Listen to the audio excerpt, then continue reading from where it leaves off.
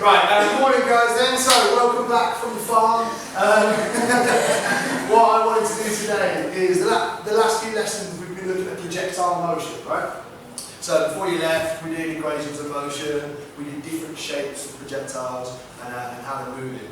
The one thing that we haven't really considered at all at IB is air resistance. Yeah?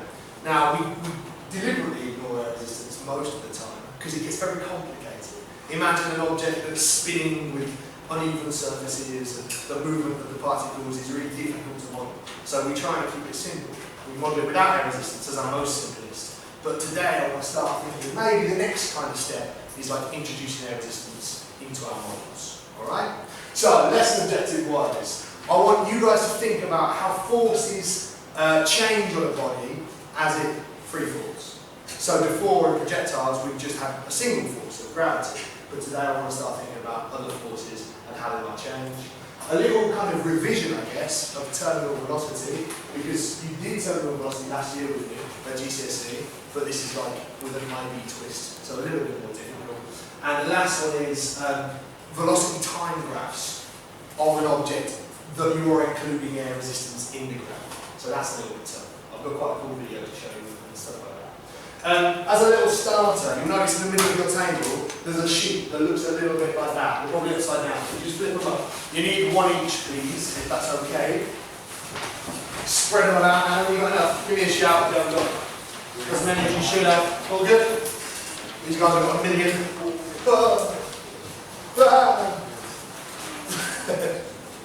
Where did they go? Right, on this, we split into two sections. The top half says before the lesson. The bottom half says after the lesson. Do not fill in after the lesson, before the lesson. Yes? I just want you to do the top section first. Really short task, right? Maybe 5 minutes maximum. I would just like you to explain to me the changes in motion of an object as it falls. But try and think about air resistance. It's a written task, yeah? I've left a little bit at the bottom where you could draw a diagram if you wanted to, but really what I'm looking for is the quality of your English. And I want to judge how much you remember from GCSE. You know, what ideas you've got on freefall from GCSE. I stuck a few words on the board if you wanted to, keywords. Things like drag, acceleration, terminal velocity might be a really useful phrase to use. But really, it's up to you. I'm going to give you 5 minutes. I would just like you to try and explain what you could tell me about a falling object. All of you, I think, should be able to tell me the point at which the velocity is the largest. Most of you should be able to tell me when the terminal velocity is. Ella, listen, Ella. Most of you should tell me when the terminal velocity is. They are not necessarily the same point. Not necessarily.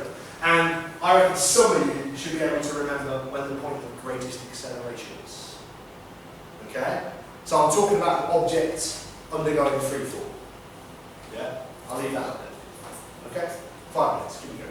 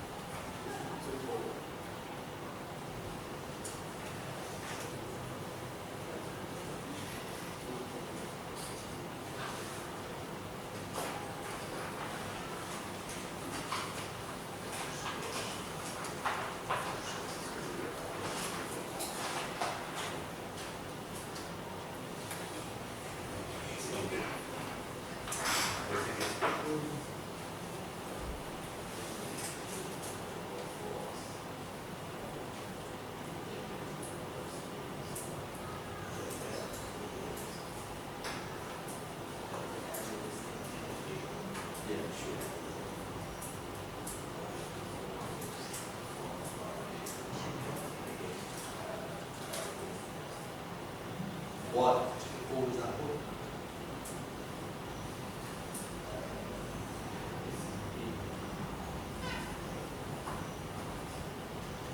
Like always, just avoid it.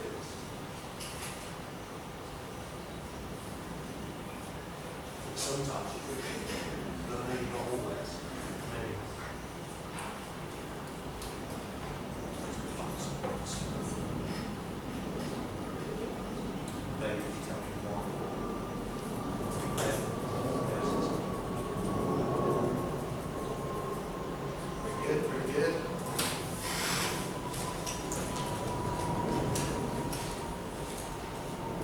3 more minutes, something like that.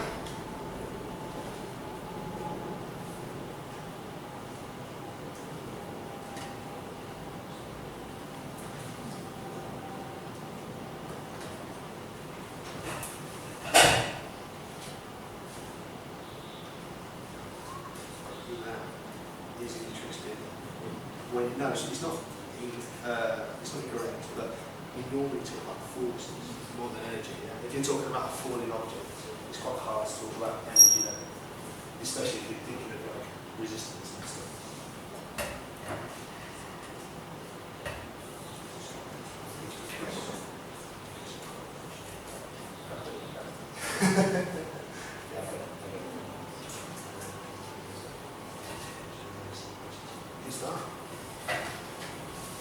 Looks like you remember it a bit.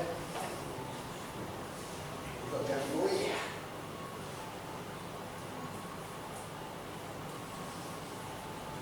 Give me 90 seconds.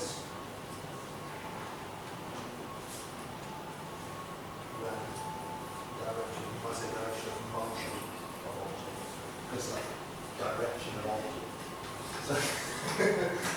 Circle.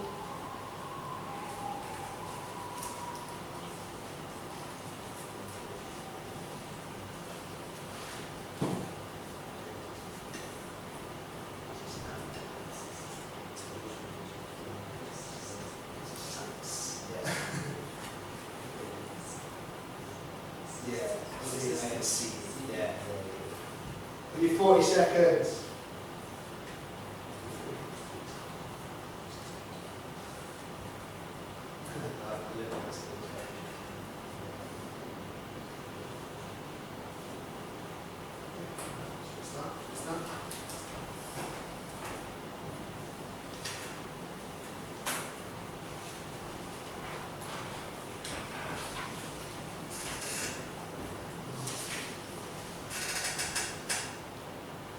Ten seconds.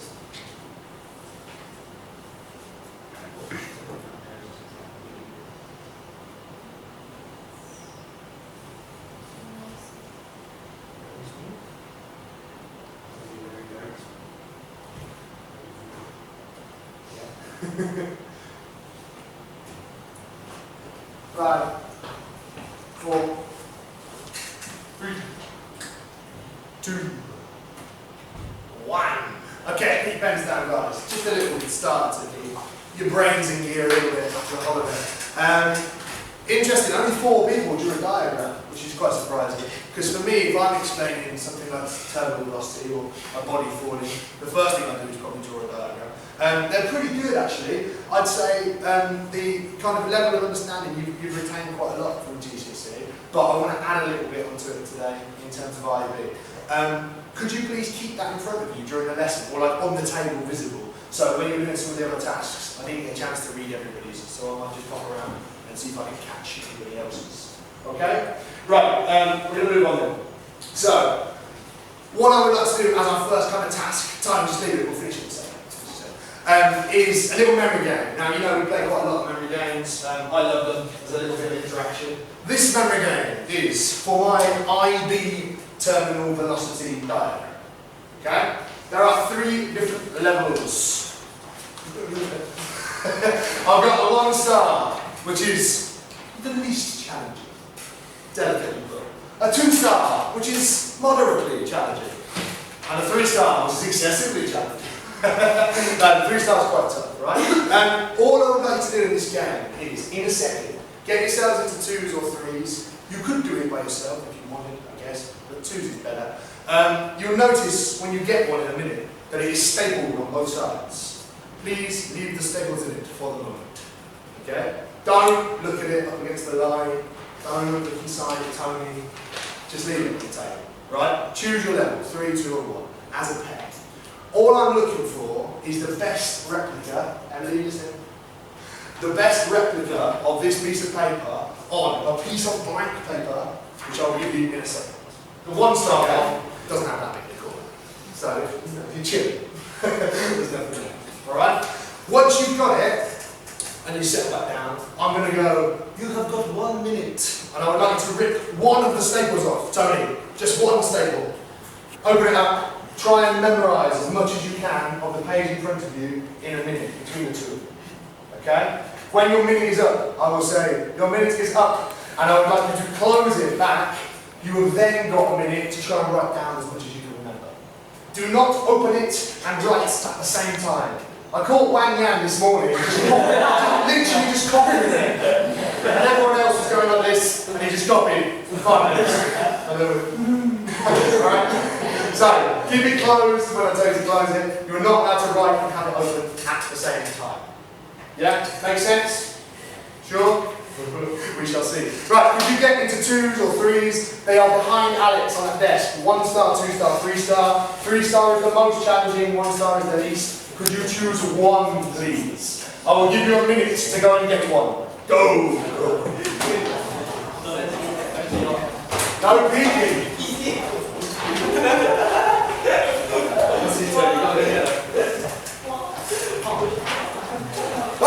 That's what you're doing, boy!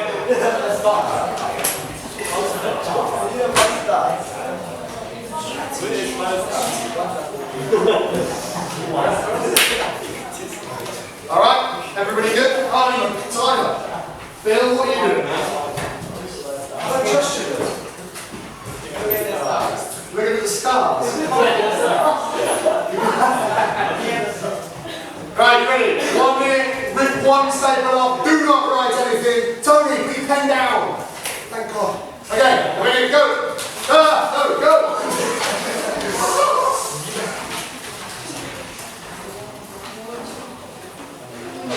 What are we on for? 3 star. 3 star. No, you can pick one, you can pick one. Do you want to do 2 star or not? Yeah, like rip it off. Good. 3, there's a lot of 3 stars here.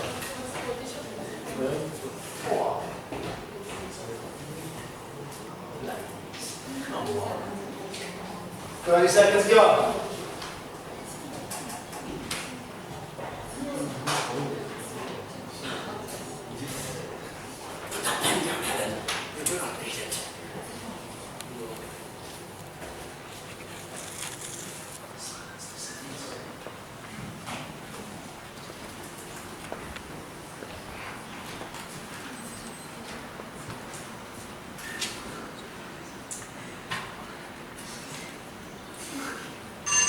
Okay, another minute to go, as much as you can. Close them first, please. Close them first.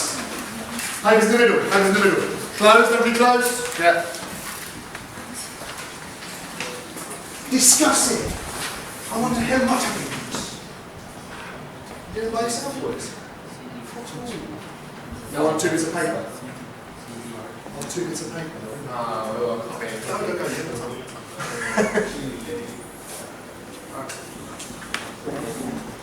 Huge film. There are no room for the words. 30 seconds.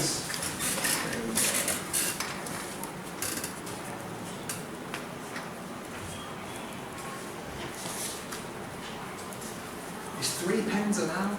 Is that an unfair advantage? It's like a spider.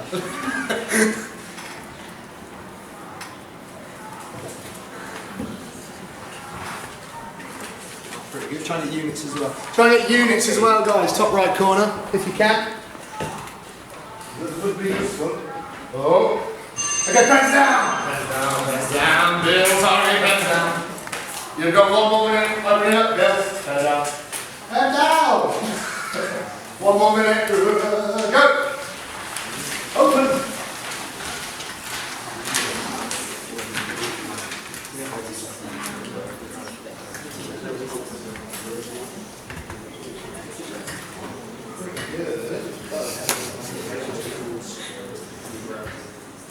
Just watch it in terms of like a written English.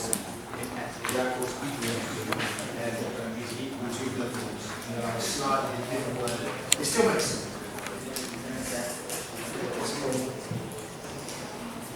We've got 25.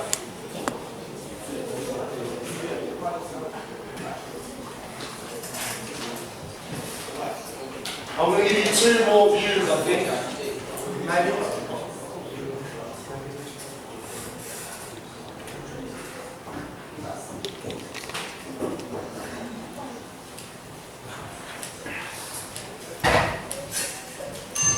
Time's up, close them please, get your pens out, 1 more minute. We start already.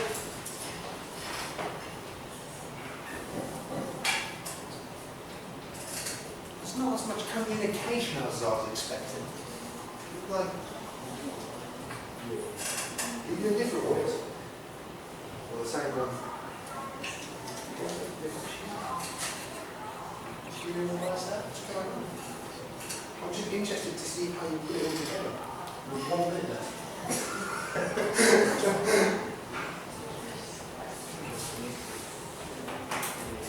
What, do you spell it?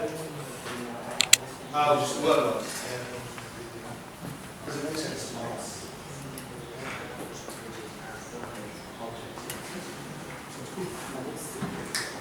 10 seconds. Finished? These.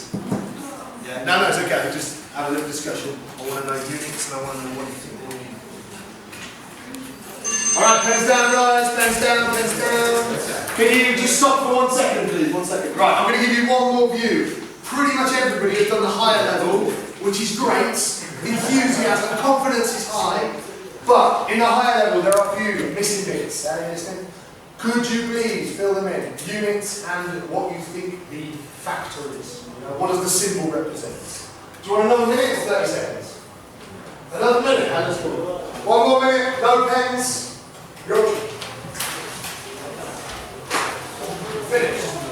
Give me 3 stars, I saw it. Star. Okay, right, you can finish there. Basically, 3 stars. I'm asking what factors do you think affect which factors? Right, so maybe you could just list in the box. What do you think affects it? Drag. No, just drag the balls. So, in your ground, just drag it.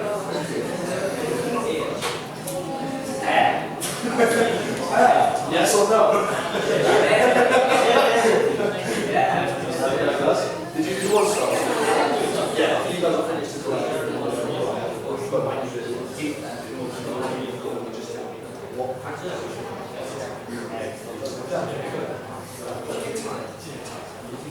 10 seconds.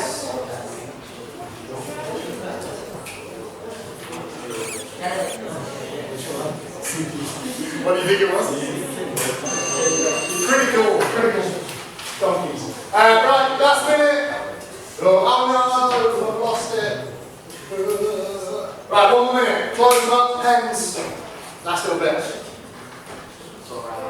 They were pretty good actually.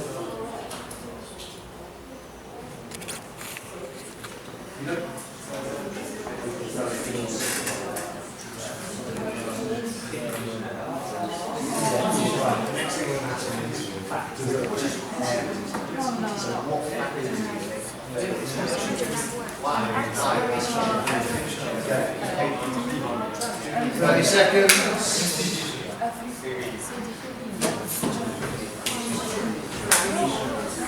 What are you going to eat?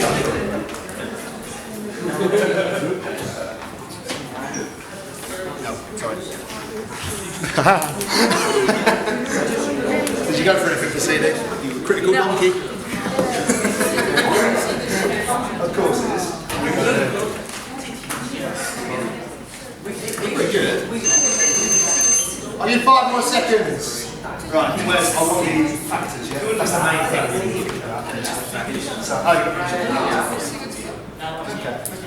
What's called? Cat. CD. Interesting. 3 seconds.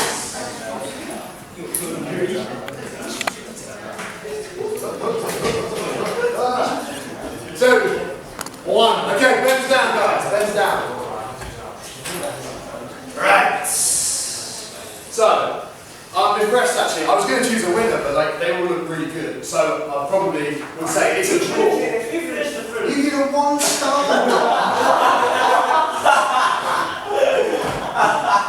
Well done. Right, so I'm kind of more bothered about this idea of these unknown factors. So what affects air resistance? We'll come on to talk about the diagram in a second. But if you had the higher level one, it looks something like this. Now I'm guessing you probably haven't seen this equation before. I would think. Yeah? We discussed this in a bit of detail at GCSE, but it was a long time ago. But this stuff at the top is a little bit new. So, really what I'm talking about is my resistive force. Now, I've got a falling object. Yeah? It's been pulled down by gravity. We should be all comfortable that gravity isn't really changing, so the weight force is going to be the same in every case. Yeah? So, your blue arrow at the bottom, or pink whatever it is showing me that the arrow length is the same. You can think of it as a free body diagram. So, the arrow length is like the size of the arrow means the size of the force. Same weight every time. The yellow one is changing, but really what I'm trying to get across is the yellow one, which is the drag, or the air resistance, same thing, same term, is affected by these guys a bit. Okay? Right, somebody who did, hands up who did 3-star. Everybody except Fred. That's right. So 3 stars. Let's go, Alex. What does the V mean, dude? Velocity, are you sure? One. Oh, man. One. Which one? Volume or velocity? One. I really just was really horrible to you. You were right the first time. It's velocity. It is velocity, right? This is kind of a key point at GCSE. This idea, this idea that as the velocity changes, the air resistance changes. Yeah? The volume could affect it, but we include it in a slightly different way in this formula. I guess really, before I jump into these, I'd quite like an explanation of what air resistance means, to remind myself. Helen, would you like to do with the honours? What is air resistance? When an object is moving in the air, the air particle comes in contact with the particle of the object. Okay.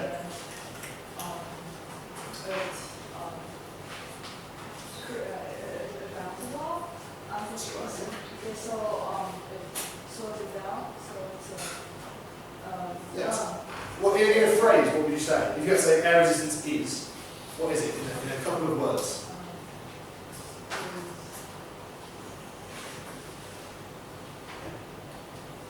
What happens when it bounces off?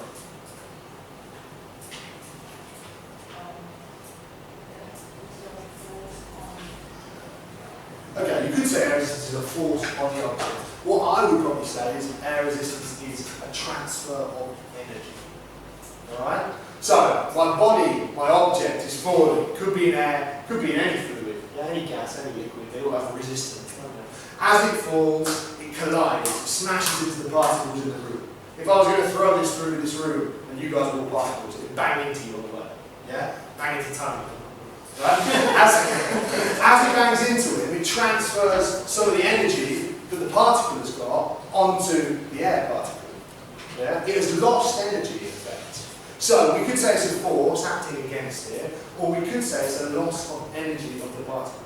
I put some gravitational potential in, I release it, it starts to convert to kinetic, but some of that kinetic pushes these particles out of the way.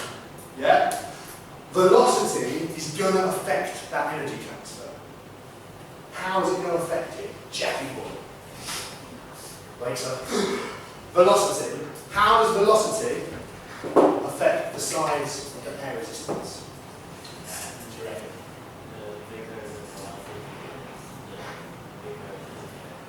Okay, good. Bigger the velocity, bigger the air drag force. Absolutely perfect. Why? Size. Why do you think? You're completely 100% correct.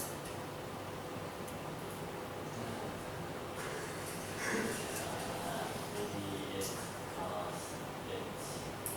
transport more energy to more air particles at the same time. Yeah, that's quite a good way of thinking of it, right? If you're taking a certain amount of time, if you're travelling faster, you're going to hit more air particles, aren't you?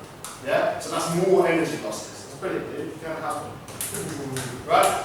If you, another way of thinking about it would be higher velocity impact, bigger energy loss in the first place. You know?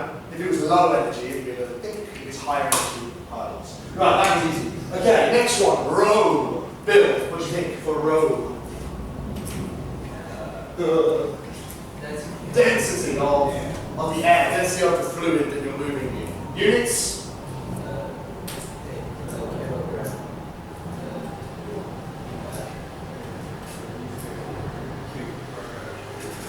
It is bill as well, I guess. Kilograms per meter cubed, yeah. Yeah. Next one, A. Marina. Acceleration. Interesting. We don't normally give acceleration a capital A, do we? Would be a clue towards it. Also, if you've got your velocity already covered, it's kind of like, you know, you could say temperature, right? But temperature affects density, so we've already covered it with density. Yeah? So I wouldn't say acceleration for A. What do you reckon, Sherry? Surface area, brilliant. Surface area, that is in line with the way the object is falling. Yeah? So the surface area is moving through the fluid. Okay, cool. Units of meters squared. CD, my critical donkey show. What did you go for? Comparative density. It's not a bad guess, I guess. It's not the correct guess. I can see what you're going for. You know, like, so comparative of what? Different objects? Or? The objects to the air. Ah, okay, yeah. Thinking like kind of buoyancy mechanics, you know, like upthrust or something, yeah? Yeah, maybe. Yeah, good guess. Not quite right, not quite right. What do you reckon, Bill? I'll tell you what, don't think about the letters. Think about what's missing in terms of the physics. You've got velocity, you've got density, you've got area. What are you missing? Bill, did you help it? No? I'll come back to you. Crystal, what do you think? I want to know another factor, ignore CD, just another factor that could affect air resistance that is not velocity, density, or area. Temperature relates to density. Yeah? It's a constant in some ways. Any ideas, Crystal? You're going to blow your minds. It's not going to blow your mind at all.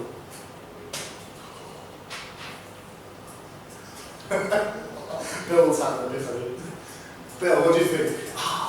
No, I didn't either. Completely unrelated. It's not. If your area could be the same, what else could you change on an object? Shape, yeah. CD is your shape. I could have a cone and I could have a brick and they could have the same cross-sectional area, couldn't they? But they've got completely different shapes, completely different mechanics movement types, you know? Completely different I forgot the word. Aerodynamics.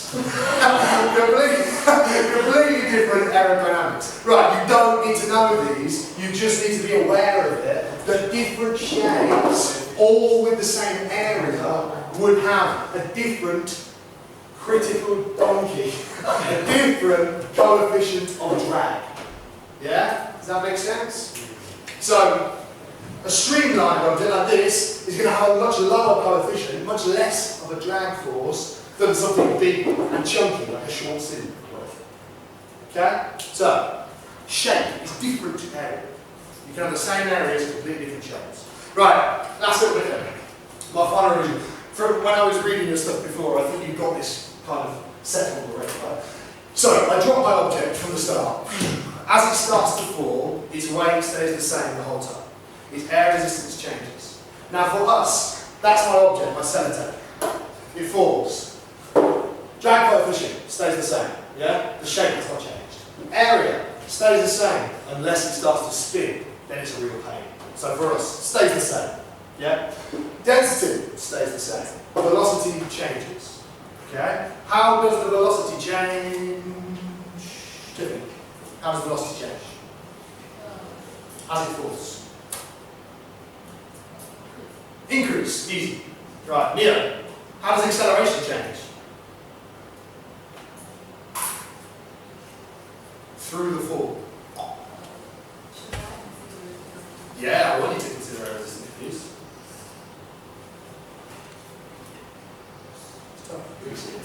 We often think of decreasing acceleration as a decreasing velocity, but it's not the same thing. Acceleration means the change in velocity. So what it means is you have a big change in velocity at the start, and then the change in velocity gets smaller and smaller as you fall. Yeah? The velocity itself is always increasing. Always. Up to a point. What is that point? Adam. the point of terminal velocity. Could you explain terminal velocity to me in a sentence or two? Net force equals 0. Cracking, yeah. Net force equals 0. You might say the resultant force equals 0. The idea of the combination of weight and drag, or air resistance. Yeah? The air resistance is increasing because the velocity is getting bigger. So, as the velocity gets bigger and bigger, the air resistance starts getting bigger and bigger and bigger, up to this point, where acceleration is 0. You might say it's in equilibrium. You might say the net force is 0. What's funny about that? Equilibrium. Okay. Questions? There must be some questions. Okay, you got a question? What about if the air starts to move around the object? Good question. Right. What happens if the air starts to move around the object? There's a bit of wind or an eddy or something.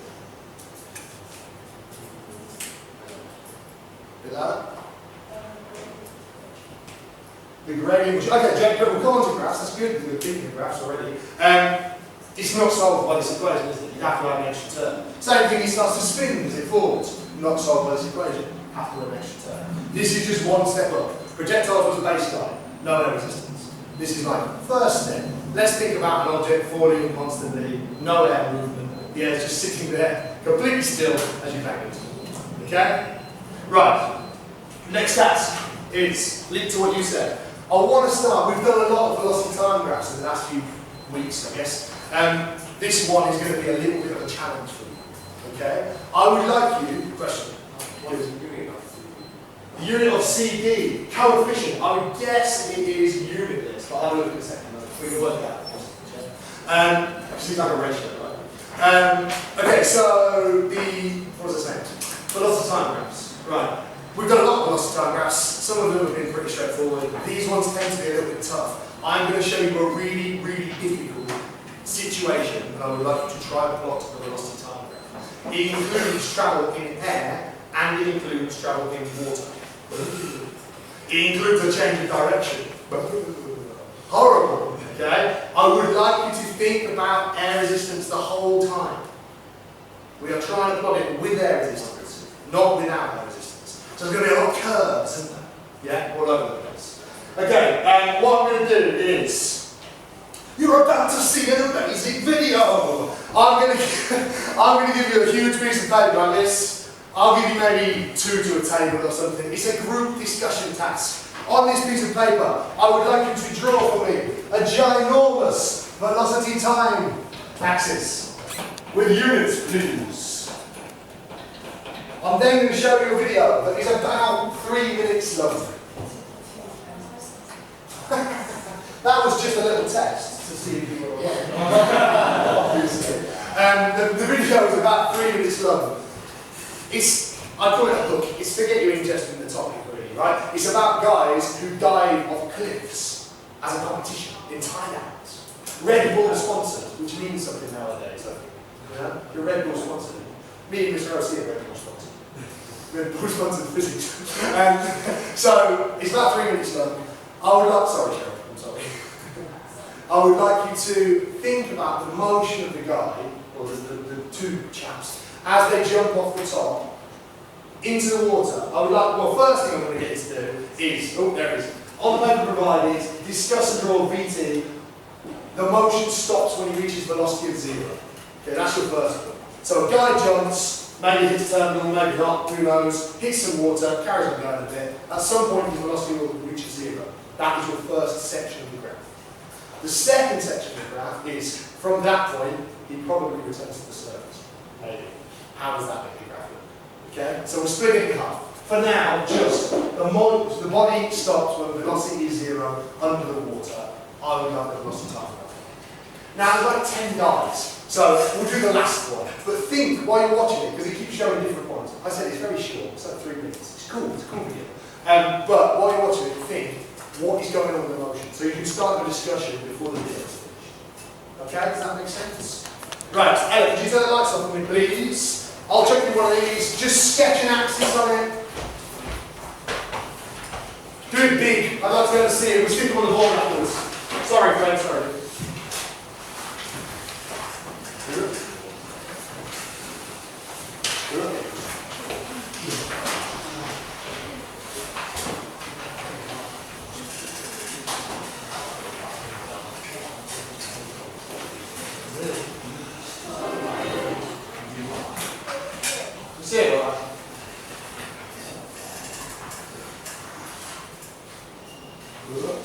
Right, make sure you get the units on your axes as well. Good practice.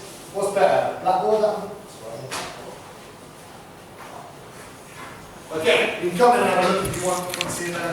Right, think about motion during the fall. That's all I want to think about, okay? There's a little bit of The final for the Red Bull Cliff Diving World Series of 2013. We're here in the scenic province of Krabi, Thailand.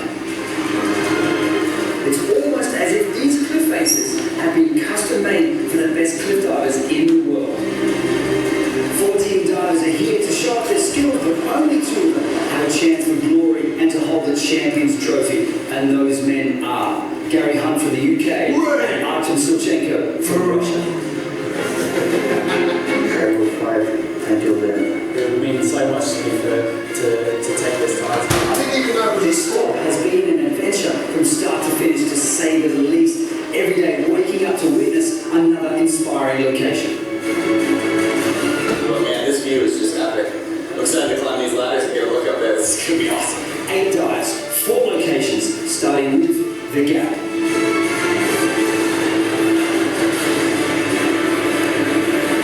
Yeah, so that's the example of motion. I want you to think about it.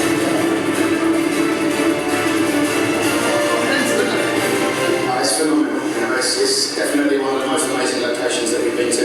The dramatic stalactite next to the Viking Caves, probably the most challenging but the most unique and spectacular location we've ever seen. Definitely looks like the hardest easy dive of the season.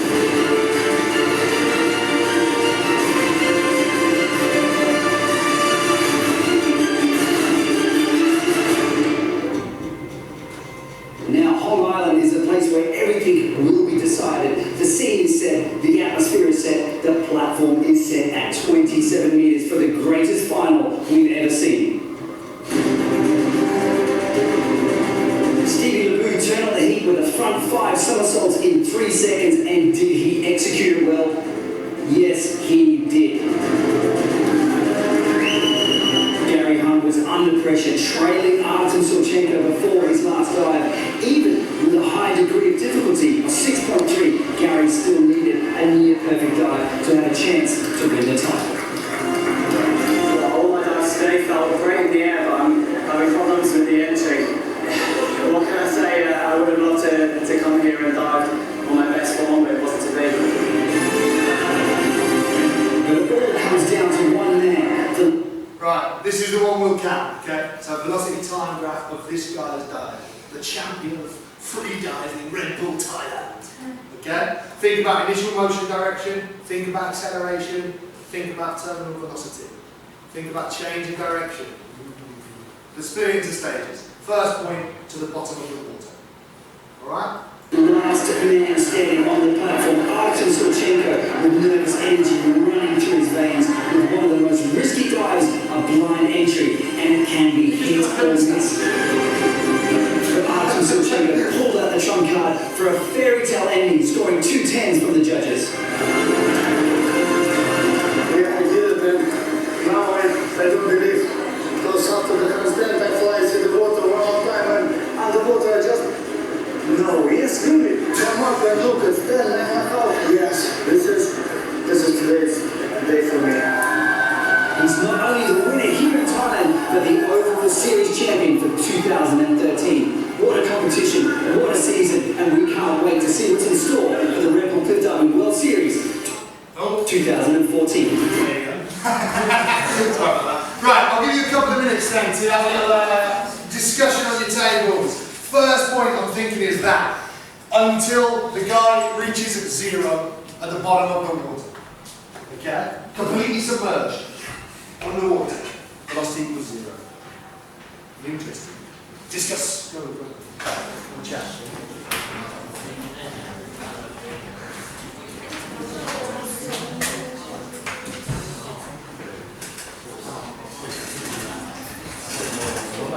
Can you make sure I can see your original sheets as well? For those that I didn't read. Cheers.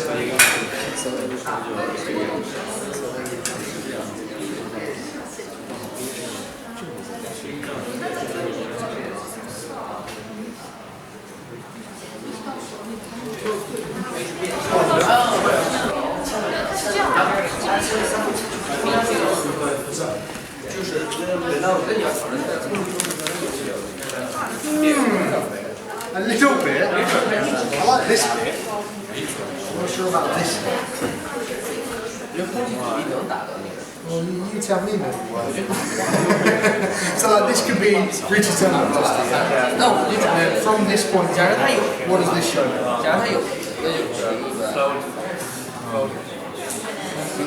Okay, so you hit the water here. Yeah, at this point here. Okay. How does the floating force work? Gradually increase, does it? That's what I want to know. I think the force is very big when you hit it, but then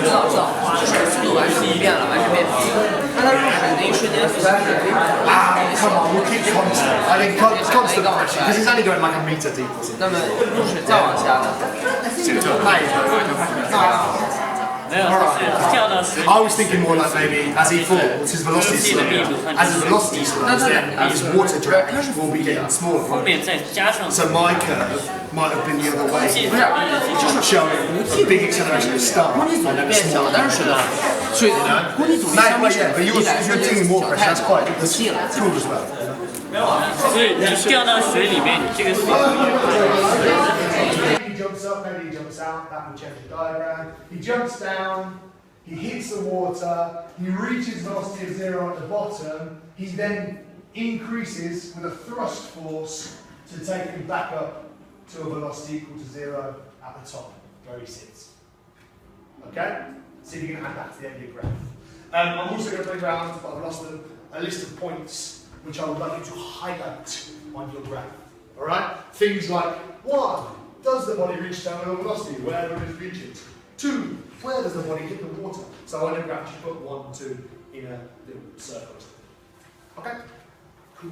Continue.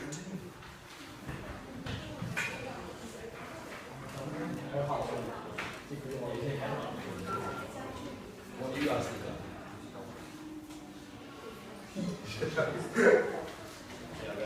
I'm going to think about it. Right, we're doing. So what's his kind of, don't think about the ground, talk about motion at the start. So what's the okay, it's easier if you think he just jumps down rather than jumps up and down. So he jumps down. So what kind of forces does he experience there? Here's my guy jumping off the cliff. So what forces are he got? Yeah, the right force pulls him down.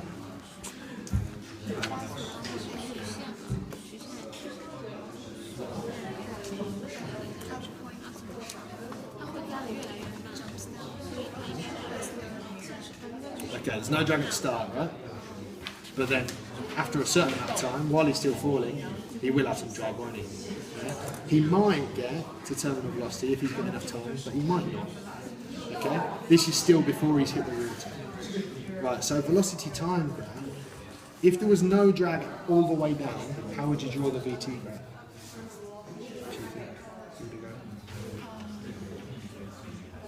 If there was no drag, just gravity pulling him down. Yeah, good, straight line, right? Yeah, uniform acceleration. But in this case, we've got a little bit of drag here, so the acceleration is going to be slightly lower here. Then we've got a lot of drag here, so the acceleration is going to be even lower here. Now in this guy, how do you work out the acceleration?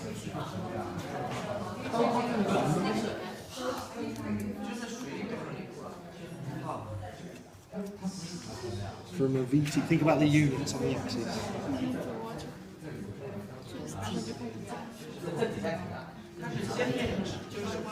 Yeah, V divided by T, but on a graph, how would I do V divided by T? Yeah, it's a gradient, yeah? So, if I wanted to, I could take the gradient of this guy, and that would give me the acceleration, yeah? But in this case, they're the same, aren't they? Gradient here is the same as this bit here. So we need to make the gradient get less and less. And actually, if you wanted him to reach terminal velocity, his gradient would equal 0, wouldn't it? Because his acceleration is 0. So how do you make that go from there to become less and less gradient? Yeah, it's a curve, exactly that. Yeah? Probably even more of a curve, you know? Because this is kind of straight. So, this flat bit would be the terminal velocity. That's great for a falling pin. And this curve would be the curve showing this gradient, yeah? From this point now, you've got to think, right, now it hits the water. So it gets a little bit more complicated. So, but first step, from the water, where's your little list? From the water to the deepest point, what happens there? That bit's pretty straightforward. 1, 2, 3. Okay? So have a little think. I'll give you a minute. Try and get it in the big paper.